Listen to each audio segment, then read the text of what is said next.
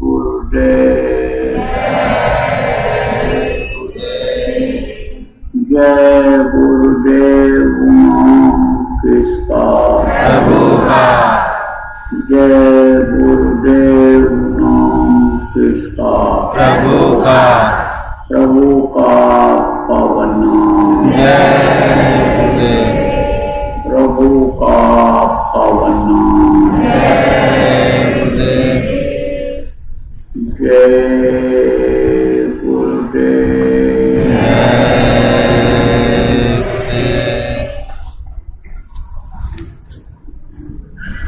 सर्वसमर्थ सर्वत्र स्मरणीय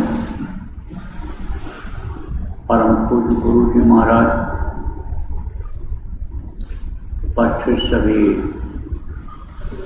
सत्संगी साधक सेवादार प्रेमी बच्चों एवं बच्चों, आज 24 अगस्त 2024 सायंकाल की बेला ध्यान भजन का यह अवसर स्थान बावल जिला रेवाड़ी हरियाणा। आप लोग 2 दिवसीय जन्माष्टमी के कार्यक्रम यहाँ पर सत्संग सुनने के लिए आए हुए हैं। आपके ऊपर बहुत बड़ी दया हुई। गुरु महाराज की या जगत जाल से निकल करके यहाँ पर आए। जब भाग्य जपता है तब जंजाल से इंसान मुक्त होकर के और सत्संग में आ पाता है। और सत्संग जब समझ में आ जाता है तब फिर किसी भी प्रकार की कोई दिक्कत नहीं रह जाती है। सत्संग की बहुत बड़ी महिमा बताई गई। कितने लोग सत्संग वचनों से सुधर गए, कितने लोगों के बिगड़े काम बन गए, तकलीफें दूर हो गई, दूर हो गया, रहना खाना सोना, एक दूसरे का विचार व्यवहार किस तरह का होना चाहिए जब ये चीजें समझ में आ गई। देवी देवताओं से किस तरह से क्या चीज रहना चाहिए या क्या दे सकते हैं, इसकी जानकारी जब हो गई तब आदमी दुखी नहीं रह गया। सत्संग महिमा है अखबारी। और पर कोई जीव मेरे अधिकारी अधिकारी इसको कहते हैं, यानी उस चीज का इच्छुक, इच्छा जब है उसके अंदर कि हमको सत्संग मिलना चाहिए, सत्संग से हमको सुख मिल सकता है, सत्संग से हमको आत्मा परमात्मा का सकता है, सत्संग से हमको देवी देवताओं का दर्शन मिल सकता है, सत्संग से हमको प्रभु का दर्शन हो सकता है, प्रभु के गोद में हम बैठ करके हमेशा हमेशा के लिए अमर हो सकते हैं। ऐसा अधिकारी होता है, इसलिए ज्ञान पैदा हो जाए, उसके अंदर जानकारी पैदा हो जाए और सत्संग सुनाने का अधिकारी हो। जब सत्संग सुनाने का अधिकारी होता है तभी उसकी बातों का असर पड़ता है। दोनों का अधिकारी होना जरूरी है। सत्संग के वचनों को सुना करके और जिस तरह से मिश्री पानी में घुल जाती है, इसी तरह से जो ये पत्थर जैसा दिल हो रहा है, आध्यात्म की तरफ से परमात्मा की तरफ से कठोर हो रहा है, इधर आ नहीं रहा, हो नहीं रहा है,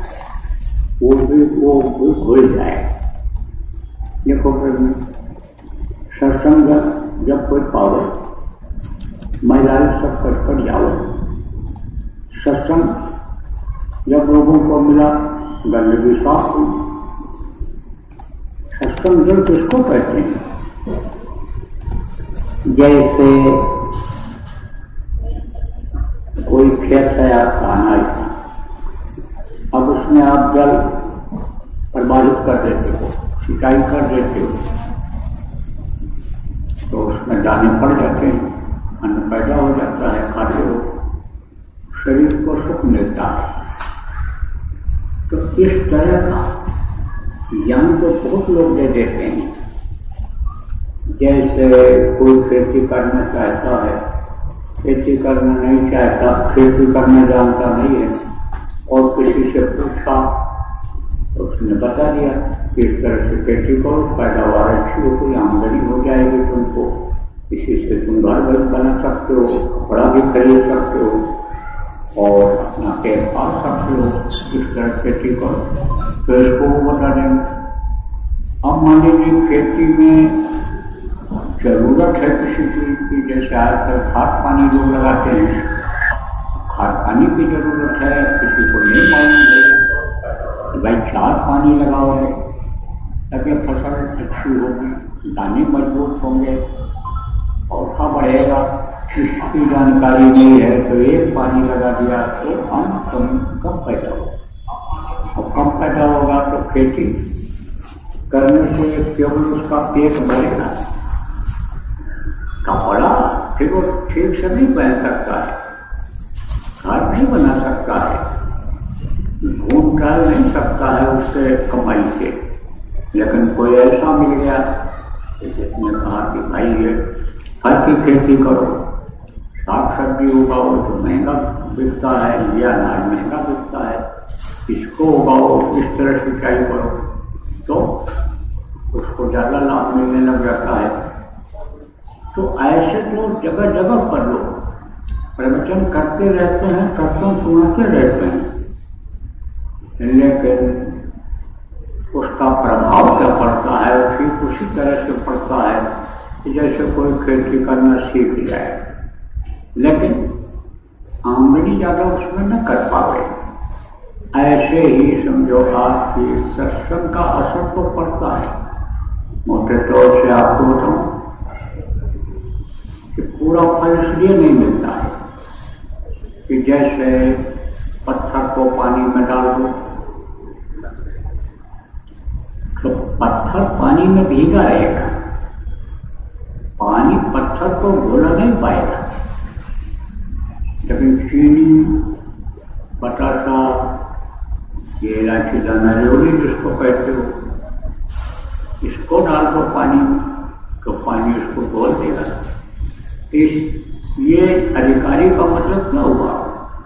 वो जो जल है वो उसको घोल देता है। कौन सा जल? जो अधिकारी होते हैं वो जो सत्संग की वर्षा करते हैं उसमें ये भूल जाता है।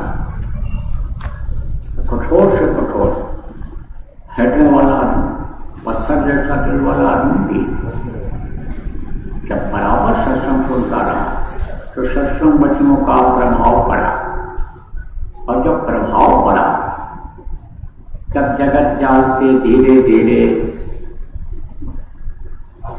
संतोष उसको होने लग गया, यानी धीरे धीरे जगत जाल से अलग होने लग गया।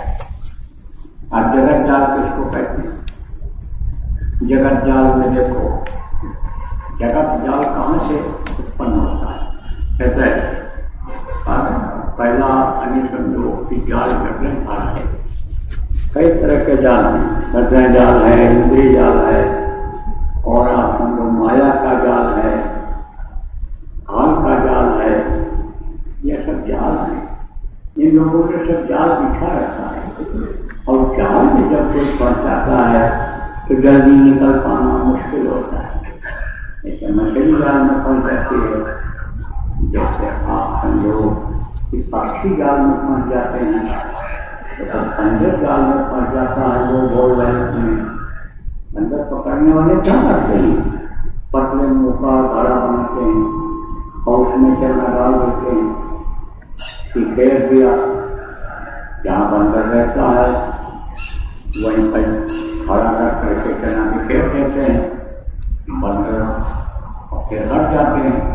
बंदर देखता है चना पड़ा हुआ है तो उतर करके पेड़ पे आता है, चना खाता है और फिर घड़े के अंदर देखता है उसके अंदर भी चना रखा हुआ है, तो हाथ उसमें डाल देता है, चना को मुट्ठी में ले लेता है, निकालने की करता है कोशिश खाने के वास्ते, और हाथ डाला था तो पतला था और मिट्टी में चना आ गया तो निकलता नहीं, दर्द करता है निकालते समय, तो घर पहुँचते समय जैसे इंद्रियों के भोग में सुख में मस्त हो गए तो वो लोग कहीं छोड़ पाते हैं। वो तो कैसे तकलीफ होगी, जाएंगे खाएंगे कहाँ, सोएंगे कहाँ, ऐसे क्या होगा, तरह तरह कहाँ आगे पीछे होता रहता है। तो बंदर निकालने की करता है कोशिश, लेकिन हाथ निकलता नहीं। क्यों?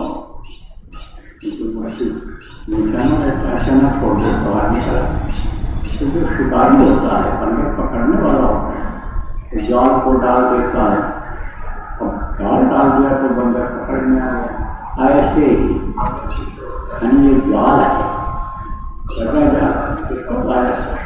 किरण से ही इच्छाएं उत्पन्न होती है, इस चीज की इच्छा उत्पन्न होती है,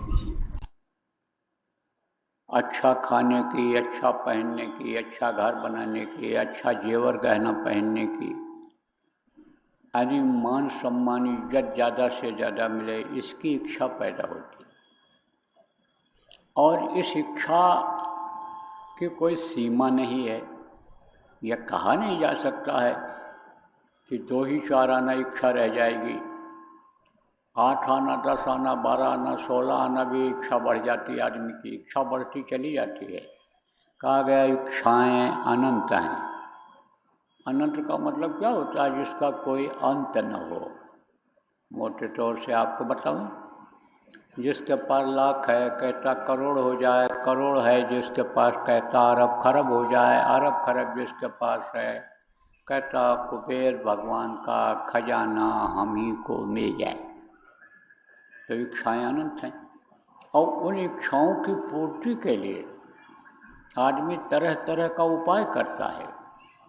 मोटे तौर से आपको बताऊं मैं कि जैसे कोई एक दुकान खोलता है, आमदनी होने लगी, लालच बढ़ा, दूसरा खोल दिया, तीसरा खोल दिया, अकेला आदमी नौकरों के ऊपर छोड़ देता है, पता चलता है कुछ दिन के बाद कि आमदनी के बाद नुकसान हो गया। एक गाड़ी है, 4 गाड़ी कर लिया, चल रही है, रात को 12 बजे टेलीफोन आया, गाड़ी लड़ गई, पलट गई, भगा लेकर के कार अपना गया, देखा वहाँ कहाँ है क्या है पता लगाया। तो सुख के लिए आदमी करता है, लेकिन वही चीज़ फिर बाद में दुख में बदल जाता है। लेकिन ये इच्छा का अंत होता ही नहीं है, अब इच्छा किसी की पूरी होती ही नहीं है। तो अब इस इच्छा की पूर्ति में आदमी लगा हुआ है, उस जाल में फंसा है, तो कहाँ से उसके संस्कार बने, कहाँ से भाग्य बनेंगे? उसी की इच्छा की पूर्ति के लिए आदमी पाप कर डालता है। उससे क्या होता है? इंद्रिय के जाल में फंस जाता है। इंद्रिय किसको कहते हैं? जैसे ये देखना है, आप ये समझो सुनना, आप ये समझो कि खाना, और ये नीचे का जो अंग है इसका प्रयोग करना है, तो ये सब ये इंद्रियां हैं। तो ये इंद्रियां यानी समझो कि भोग योनि हैं, ये भोग इंद्रियां हैं ये, तो इन भोगों में वो फंस जाता है। मोटे तौर से समझो कि जैसे कोई चीज़ किसी को भा गई, देखने में अच्छा लगने लगा, चाहे कोई फूल हो, पत्ती हो, बगीचा हो, चाहे पहाड़ हो, नदी हो, नाला हो, झरना हो, चाहे आदमी हो, चाहे औरत हो, तो उसी को देखता रहेगा, उसी के देखने की आदत बन जाएगी। छोटे छोटे बच्चे देखो मोबाइल देखने की आदत में पड़ गए, छोटे छोटे बच्चे देखो मोबाइल में गेम खेलने लग गए, अब वो कुछ सुनते नहीं हैं। यहाँ तक का देखो खबर आई कि बच्चे को माँ ने डांटा, अब बच्चे ने ही माँ को मार डाला। आप ये समझो, रिश्ता को समझ नहीं पाया, किस में, उसी देखने के भोग में, सुनने का, गाना सुना, समझो कोई बात उसको पसंद आ गई, सुनने वाली बार बार पूछेगा, बार बार अनी समझो जाएगा, तो अनी उसके पास जाएगा। तो ये क्या है? यह अनी एक तरह से भोग है, इंद्रिय भोग है। अब इस इंद्रिय 10 इंद्रिय का भोग, 10 इंद्रियां हैं, 10 इंद्रियों का भोग, तेरे परी गले की फांस, ये गले की फांस हो गई। तो फांस निकलेगी जब, तब तो आदमी घर छोड़ पाएगा, तब तो सत्संग में आएगा, तब तो सत्संग सुनेगा, तब तो सत्संग, जब सत्संग सुनेगा तब सत्संग की महिमा का पता चलेगा, तभी तो सत्संग का वो अधिकारी बनेगा सुनने का। तो आप ये समझो, जब कोई अधिकारी मिल जाता है सत्संग सुनने का, तब सत्संग जल जब कोई पावे, मैला ये सब कटकटी आवे, जो भी गंदगी होती है, चाहे बाहर की गंदगी हो चाहे अंदर की गंदगी हो, कर्मों की, वो साफ होती है। और जब साफ होती है तब आप ये समझो कि अपना काम बनता है। कौन सा काम? इसलिए ये मनुष्य शरीर मिला है। किस लिए मिला? कि भाई रहते रहते इसके सांसों की पूंजी के रहते रहते इस जीवात्मा को परमात्मा तक पहुंचा दिया जाए, इसको जन्म मरण से छुटकारा दिला दिया जाए।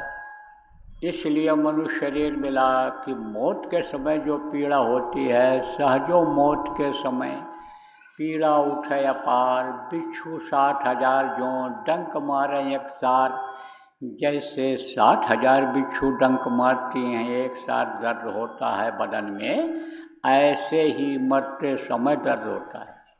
तो वो दर्द न झेलना पड़े, वो तकलीफ न झेलनी पड़े, इसलिए वो काम क्यों न कर लिया जाए कि रोज मरना रोज जीना का आदत बन जाए। तो अब यह संभव कैसे होगा इस समय पर? इस कलिकाल में कैसे संभव होगा? यह कलिकाल न साधन दूजा कहा गया, यह कोई और कलिकाल में कोई दूजा रास्ता ही नहीं है सिवाय नाम की कमाई के, सिवाय गुरु की पहचान के, गुरु के शरण के, गुरु की दया लेने के अलावा और कोई रास्ता नहीं है। तो अब यह समझो कि योग और भोग, यह दोनों एक साथ कैसे रह सकते हैं? इनमें बहुत ही समझो कि विरोधाभास है। इतना अंतर है कि जैसे जमीन और आसमान का अंतर होता है, जैसे सूर्य और चंद्रमा का अंतर होता है, दोनों नहीं मिलते हैं, जैसे धरती और आसमान एक दूसरे से नहीं मिलते हैं, इतना अंतर है। लेकिन जब सत्संग मिल जाता है और सत्संग से जानकारी हो जाती है, जब सत्संग के अधिकारी संत मिल जाते हैं और जब जानकारी हो जाती है, तब आदमी रहता इसी मनुष्य शरीर में है, लेकिन इंद्रियों के भोग में नहीं फंसता है। लोभ लालच उसका अनिवृतना नहीं रह जाता है, वो धीरे धीरे इस जाल से मुक्त होने लग जाता है। एक राजा था, राजा लोग बड़े धार्मिक हुआ करते थे, तो जनता को अच्छी बातें सुनवाते थे, क्योंकि जनता महात्माओं के पास पहुंच नहीं पाती थी। एक जगह महात्मा को अगर बुला लिया, उपदेश करने वाले को बुला लिया, व्यवस्था करा दिया, तो बहुत से लोगों को लाभ मिल जाता। देखो प्रेमियों, यहाँ व्यवस्था बनाई गई, ये आश्रम बनाया गया, बैठने की आपकी जगह बनाई गई, तब तो आप यहाँ पर आ पाए। ऐसे ही जगह बनाते थे।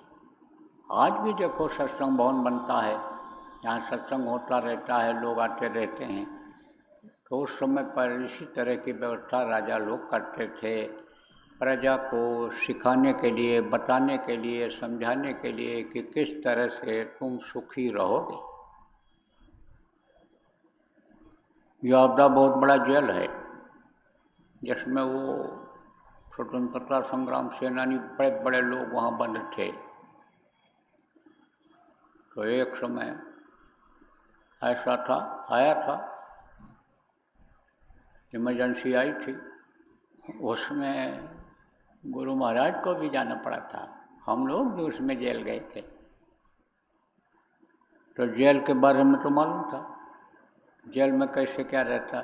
वहाँ भी अपने लोगों का सत्संग चलता था, ध्यान भजन चलता था, भंडारा भी होता था, नामधनी भी हम लोग करते थे, क्योंकि भारी संख्या में थे, 250 आदमी के लगभग थे। तो यावड़ा जेल में हमारा कार्यक्रम कराया था वहाँ के प्रेमियों ने परमिशन लेकर के। तो एक अधिकारी थे, उन्होंने परमिशन दे दिया था, सत्संग हुआ और वहाँ नामदान भी हुआ था। मेरा ख्याल 4-5 साल हो गया होगा, 4-5 साल पहले। तो वो अधिकारी ने बताया, जब सत्संग करके आए, बाहर आए, अपने बंगले पर ले गए वो, तो उन्होंने बताया, कहा इस तरह का कार्यक्रम हम खुद भी करते रहते हैं, इनको इकट्ठा करके सुनाते रहते हैं। तो जब इनको सुनाते समझाते रहते हैं तब ये उत्पात नहीं करते हैं, नहीं तो यहाँ भी अपने आदत से बाज नहीं आते हैं। अब जैसे किसी की गाली देने की आदत बन जाए तो सबको गाली देता है, अपने लड़के को गाली देने लगते हैं, गाली देने की जिनकी आदत बन जाती है, अपनी औरत को गाली देने लग जाते हैं जब आदत बन जाती है। ऐसे ही कोई काम की आदत बन जाए तब वो यह नहीं देखता है, चोरी की आदत बन गई तो घर में ही चुरा लेगा, रिश्तेदार को नहीं बख्शेगा, खानदान वालों को नहीं बख्शेगा, परिवार वालों को नहीं बख्शेगा। व्यभिचार की आदत बन गई तो उसकी हविश पूरी होनी चाहिए, चाहे घर का आदमी हो, चाहे पराया हो, चाहे अपना हो, कोई ज्ञान नहीं रह जाता उसको। ऐसे ही जिनकी आदत बिगड़ गई और वहाँ भी गए तो वो उत्पाद कुछ न कुछ करते रहते थे। लेकिन जैसे ये जो सत्संग की बातें, धार्मिक बातें हैं, ये आग कहीं जल रही हो और उस पर पानी डाल दो तो आग अगर बुझा भी नहीं, थोड़ा बहुत भी पानी पड़ गया तो आग की जो गति होती है, जलने की जो क्षमता होती है, कम हो जाती है, आग जलने में कमज़ोर पड़ जाती है। तो राजा था, राजा महात्माओं को बुला करके प्रजा को समझाता रहता था कि उत्पात न करें और हर तरह की चीज़ों को सीख जाएं। तो देखो प्रेमियों, ये जो आत्मधन होता है, ये किसी को कभी भी आत्मधन मिल जाए, वो दौलत मिल जाए, जो इसका अधिकारी होता है दौलत का पाने का, उसको मिल सकता है, आत्मधन मिल सकता है, आत्मिक दौलत मिल सकती है, पराविद्या का ज्ञान हो सकता है। तो एक कम उम्र के ही महात्मा थे, उनका प्रवचन, उनका उपदेश बहुत अच्छा लगा लोगों को। तो राजा ने कहा, महाराज आप यहीं रुक जाओ। बोले नहीं, हम रुकेंगे तो नहीं, हम चलते फिरते रहते हैं और आप जैसे राजन हमको और भी लोग बुलाते रहते हैं और मैं लोगों को समझाता रहता हूँ, जाता रहता हूँ, मेरा काम यही है। और राजा ने कहा, देखो मेरी हार्दिक इच्छा है ये कि आप यहाँ कुछ दिन ही चाहे रुक जाओ, लेकिन आप रुक जाओ यहाँ। तो रुक गए। अब राजा प्रभावित बहुत हुआ बातों से, सत्संग में बराबर जाने लग गया, सत्संग रोज चलने लग गया। तभी एक दिन महात्मा से राजा ने कहा कि मैं आपके लिए एक बढ़िया घर बनवा देना चाहता हूँ, आपके इधर रहने की सुविधा। बोले हमारे लिए तो यही ठीक है जहाँ हम रह रहे हैं। बोले नहीं, हमारी इच्छा है। महात्मा ने कहा आपकी जो भी इच्छा है राजन पूरा कर लो। घर बनवा दिया, बढ़िया घर बनवाया, महल अपने ही जैसा, तो उस समय तो मोटर कार चलती नहीं थी, बग्घी घोड़े हाथी इसी पर चलते थे राजा लोग, तो वो भी उनके लिए मुहैया करा दिया और उसी तरह से नौकर चाकर सब रख दिया कि महाराज जाएं ना, महाराज यहीं रुक जाएं। इनके प्रवचन से बड़ा बदलाव हो रहा है लोगों, बड़ा बदलाव आ रहा है लोगों में, और हमको भी ज्ञान हो रहा है। और इनके सत्संग को हम अगर बच्चों को भी सुनवाते रहेंगे तो बच्चे भी हमारे नहीं बिगड़ेंगे, नेक बन जाएंगे, अच्छे बन जाएंगे, तो इनसे बड़ा फायदा है। तो राजा अपनी बुद्धि अनुसार उनको साधन सुविधा इस तरह का दे दिया कि जिससे ये लगे रहें, यहाँ रह ही जाएं।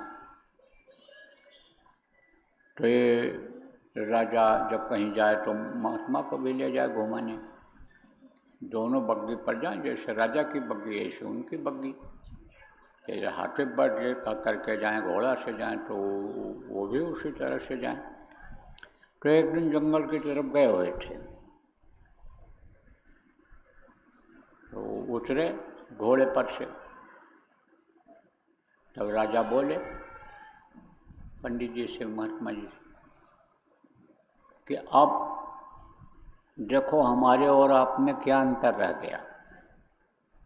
पूरा राज सुख आप भोग रहे हो, जो राज का सुख होता है, खाने का, रहने का, सोने का, गाड़ी घोड़ा का, मान सम्मान का, सारा सुख आप भोग रहे हो, तो हमारे और आप में क्या अंतर रह गया, क्या अंतर है। तब महात्मा ने कहा, राजन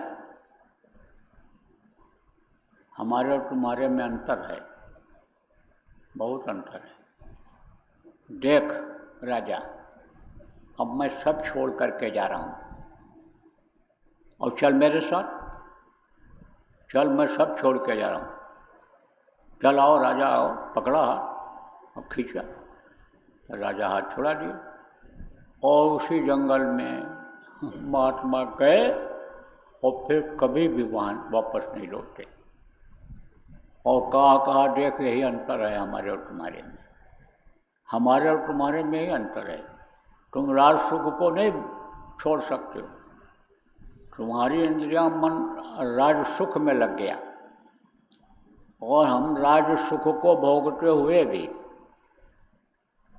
यानी प्रभु में लव लगाए रहे। अब मैं जा रहा हूँ भजन करने, और जो उसका आदेश होगा, उपदेश करने का होगा, जो भी कराएगा कराएगा, ये शरीर करेगा, और छोड़ करके सब चले गए। अब आप ये सोचो प्रेम, छोड़ करके तो इस दुनिया संसार को, सारी चीज़ों को तो एक दिन जाना ही जाना है, तो उसमें क्यों मन लगाए रहो, उस सुख में क्यों यानी अपने को लीन रखो, उसमें रहते हुए और प्रभु की याद में लगे रहो, भजन में लगे रहो, ध्यान में लगे रहो, सुमिरन में लगे रहो। जो आपको बताया गया, जो गुरु महाराज ने बताया, उसको बराबर करते रहो और बराबर सत्संग सुनते रहो। सत्संग वचनों से बहुत सी जानकारी होती है, और जानकारी होते हुए भी आदमी भूल जाता है, लेकिन वही बात जब सत्संग में आती है तो फिर वो समझो याद आ जाती है, रट जाती है। इसलिए बराबर सत्संग की आदत डालनी चाहिए। तो कार्यक्रम तो आपका कल होगा, कल शाम को 5 बजे से, और परसों सुबह 10 बजे से जन्माष्टमी का कार्यक्रम आप लोगों ने आयोजित किया है, तो गुरु महाराज की दया रहेगी तो हो जाएगा। तो आज तो अभी तैयारी चल रही है सब, क्योंकि अभी तो लोग तैयारी कर रहे हैं आने के लिए। कुछ लोग जो दूर से जिनको आना है चल भी पड़े हैं, तो भीड़ तो कल आएगी। अब आप हम पहले जब यहाँ आ गए हैं तो हमारा आपका यह कर्तव्य बनता है, फर्ज बनता है कि इनके रहने खाने पानी पेशाब की व्यवस्था बना दी जाए। जो अब आ रहे हैं, कुछ गुरु भाई तो आ ही रहे हैं, गुरु भाइयों का रिश्ता तो पवित्र होता ही पवित्र होता है गुरु भाई बहनों का, लेकिन उनके साथ कुछ नए लोग भी आ रहे हैं जिनको नामदान लेना है, तो वो तो एक तरह से अतिथि हैं हमारे यहाँ, तो उनकी व्यवस्था हो जाए। तो आप लोग देख लो, कहीं कोई कमी है तैयारी में तो उसको पूरा कर लो। उसके बाद मालिक की दया रहेगी, गुरु महाराज की दया रहेगी, समय अनुकूल रहेगा, स्वास्थ्य अनुकूल रहेगा, तो कल शाम को सत्संग नामदान हो जाएगा 5 बजे से। फिर परसों भी सत्संग हो जाएगा मालिक के दया से। तो अब ये ध्यान भजन का समय जो 2 घंटे का रोज चलता है यहाँ पर, उसका समाप्त हो रहा है। इसलिए प्रेम से सब लोग बोलो जय गुरुदेव, जय गुरुदेव, जय गुरुदेव।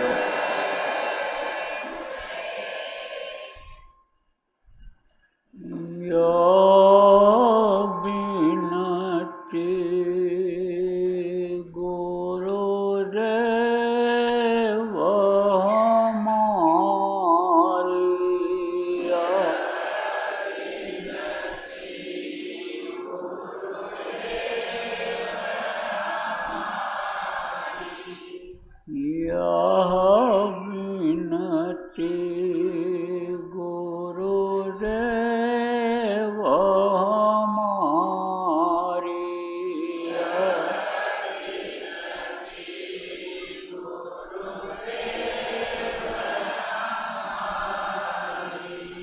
गुरुपद स्नेह छूटे नहीं कबहू, गुरुपद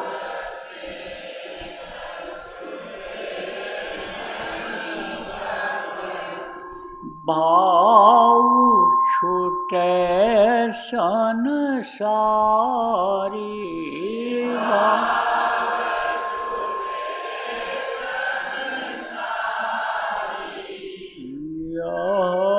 विनती गुरुदेव हमारी।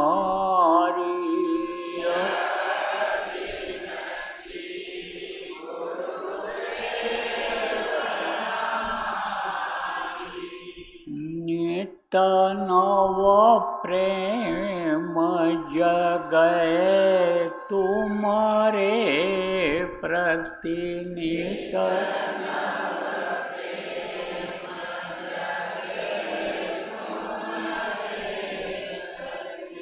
राम नाम आधारी,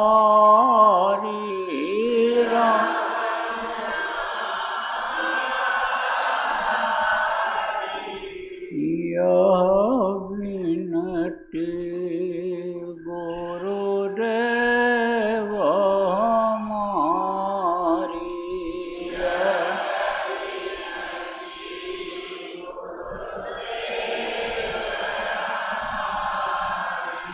शब्द कूप की सूरति हमारी,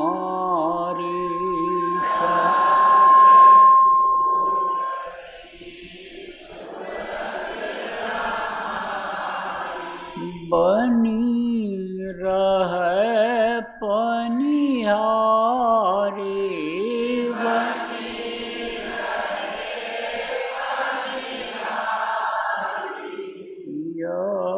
विनती गुरुदेव हमारी।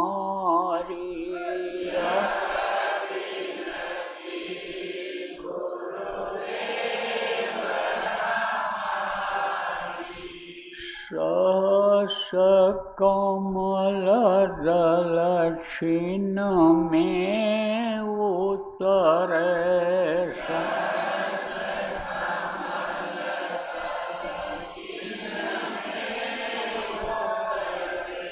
त्रिकुटी लेय समारी,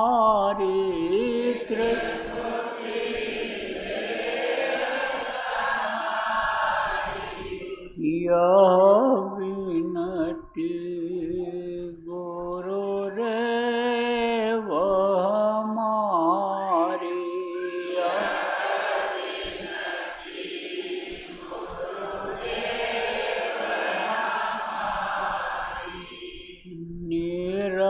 अक्षय रूप हंसवाय अपनाए।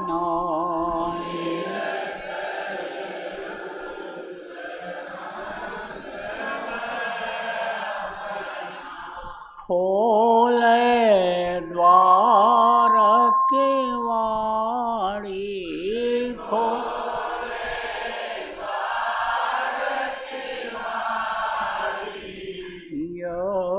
विनती गुरुदेव हमारी।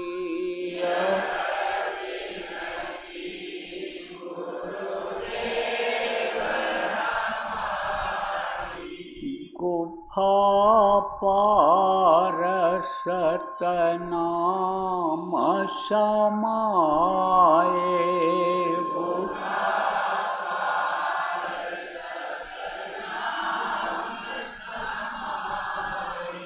दुख सुख से हुई न्यारी। दुख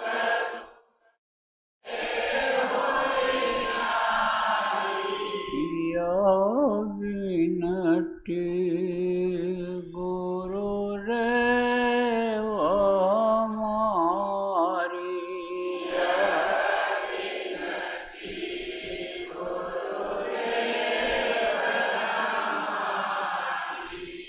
यह विनती गुरुदेव हमारी।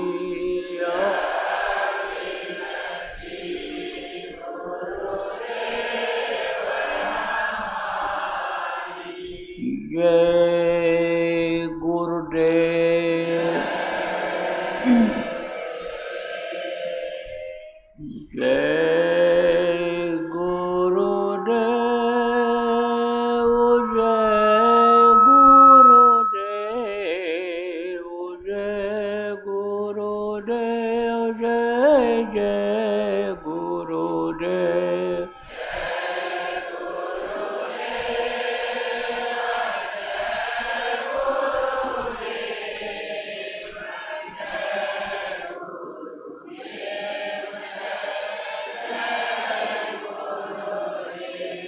जय गुरुदेव। जय गुरुदेव। जय गुरुदेव। जय जय गुरुदेव।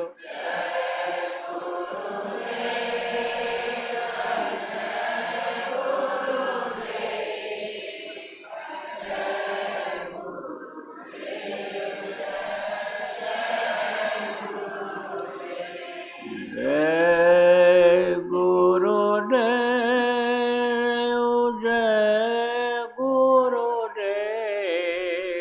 जय गुरुदेव। जय जय गुरुदेव।